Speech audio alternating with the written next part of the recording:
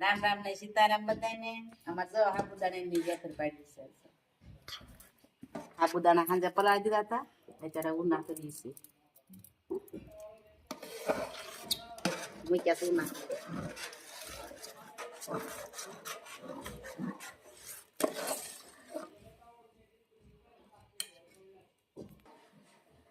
જાય એમ બટાટા બાફવા મૂકી દીધા છે. ખીસીમાં નાખવા છે ને તે બટાટા બાફવા મૂકી દીધા છે.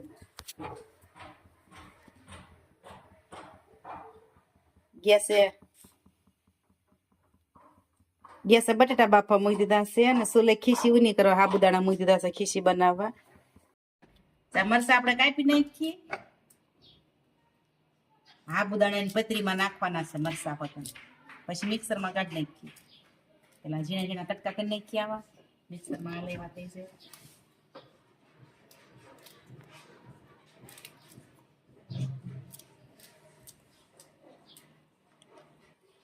આપણે આ મિક્સરમાં દળી નાખીએ મરસા.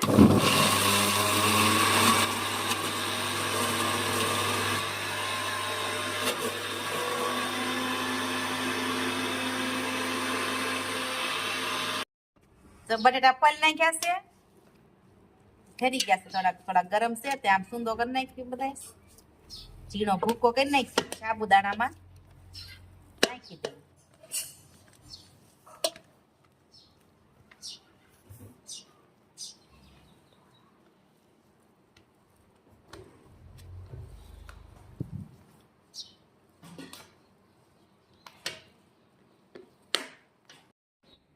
સાબુદાણા બફાઈ ગયા છે. હવે આપણે મરસા મિક્સરમાં કાંઈ પાસે નહીં નાખી દઈએ.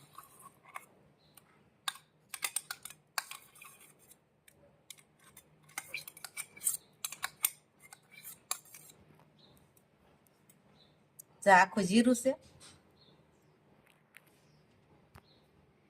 આખું જીરું નાખી દઈએ આપણે.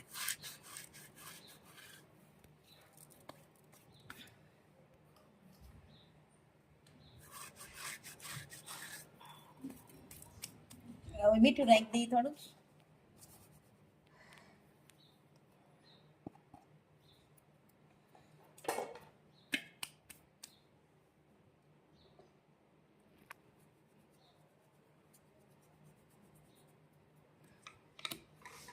બટેટાનો સૂંદો બધો નાખી દઈએ.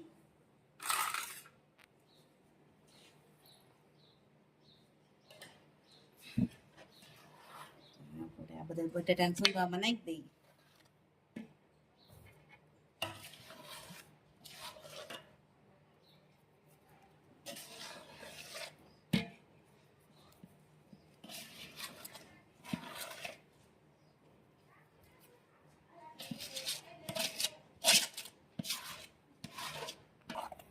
આ બધું મિક્સ કરી નાખ્યું છે આપણે. હવે મસાલો બટેટા બધું નાખી દીધું. હવે મિક્સ કરી નાખ્યું બધું. તો આ બધું મિક્સ કરી નાખ્યું છે. હવે આપણે ખીસી તૈયાર થઈ ગઈ છે. હવે એઠું ઉતારી લઈએ. પછી મણી પાડવા. તો આપણે મમરી પાડવા મીણ્યા છીએ. તો બધા જબલામાં નાખીને ભરીને પછી પાડે. કોથળીમાં નાખીને પછી પાડે. પણ અમે તો છે ને હંસામાં જ પાડીએ છીએ, એટલે હંસામાં એકરખી થાય બધી. જબલામાં કોથળીમાં કાંઈ ઓલું કરી નાખે ને તો નાના મોટી થાય.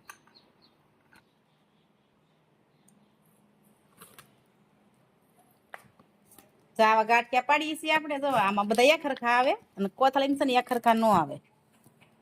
જાડા ને ઝીણા ને એવા થાય. બધા તો આમ સકરી પાડે, પણ આપણે સીધા સીધા ગાંઠિયા પાડી દેવા.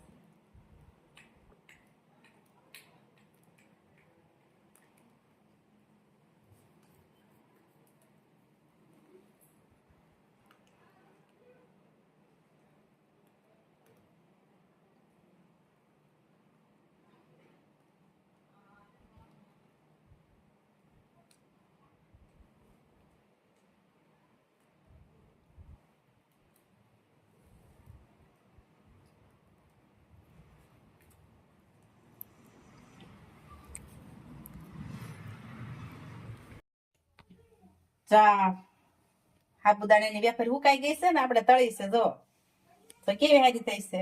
જો આપણે થોડી તળી જોઈવી.